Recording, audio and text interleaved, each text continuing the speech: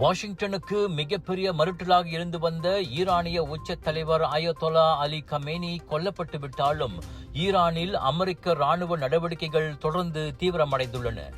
அனைத்து இலக்குகளும் அடையப்படும் வரை நடவடிக்கைகள் தொடரும் என அதிபர் டொனால்ட் ட்ரம்ப் சூளுரைத்துள்ளதே அதற்கு காரணம். எனவே அமெரிக்க தரப்பிலும் மேலும் பல உயிரிழப்புகள் ஏற்படலாம் என ட்ரம்ப் தெரிவித்தார். இதுவரை 3 அமெரிக்க வீரர்கள் உயிரிழந்திருப்பதாகவும் 5 பேர் கடுமையாக காயமடைந்துள்ளதாகவும் அமெரிக்க மத்திய கட்டளை தளமான சென்காம் உறுதிப்படுத்தியுள்ளது குறிப்பிடத்தக்கது. இதற்கிடையில் ஈரானின் புரட்சிகர காவல் படை தலைமையகமான IRGC-யை அழித்து விட்டதாக அமெரிக்கா அறிவித்துள்ளது.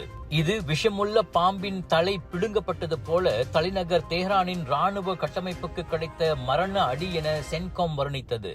கடந்த 47 ஆண்டுகளில் 1000க்கும் மேற்பட்ட அமெரிக்க வீரர்கள் கொல்லப்பட்டதற்கு இந்த IRGC மையமே காரணம் என்றும் அது கூறியது.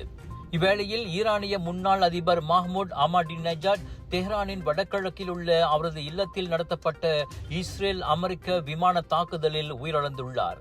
அவரது பாதுகாவலர்களில் சிலரும் கொல்லப்பட்டதாக தகவல்கள் தெரிவிக்கின்றன.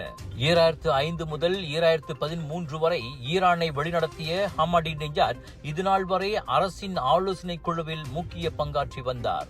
அமெரிக்க வீரர்கள் உயிரிழப்பு, ஈரானின் முக்கிய ராணுவ தலைமையகம் அழிப்பு, முன்னாள் அதிபரின் மரணம் ஆகியவை மத்திய கிழக்கு வட்டாரத்தில் பதற்றத்தை உச்சக்கட்டத்திற்கு கொண்டு சென்றுள்ளது. உலக தலைவர்கள் கவனமாக கண்காணித்து வரும் நிலையில் பரவலான வட்டார போர் உருவாகும் அச்சமும் அதிகரித்துள்ளது. அரசாங்க பல்கலைக்கழக அங்கீகாரத்துடன் வேலை செய்து கொண்டே படிக்க ஒரு அரிய வாய்ப்பு. வத்திகா ரிசோர்சஸ் ஏற்பாட்டில் professional bachelor in business management மற்றும் professional diploma in technology management கல்வி வாய்ப்பு. திறனை மேம்படுத்தி வாழ்க்கையில் முன்னேற உடனே தொடர்பு கொள்ளுங்கள். விலையோ மலிவு, செலவோ குறைவு, தரமோ உயர்வு, மனமோ நிறைவு.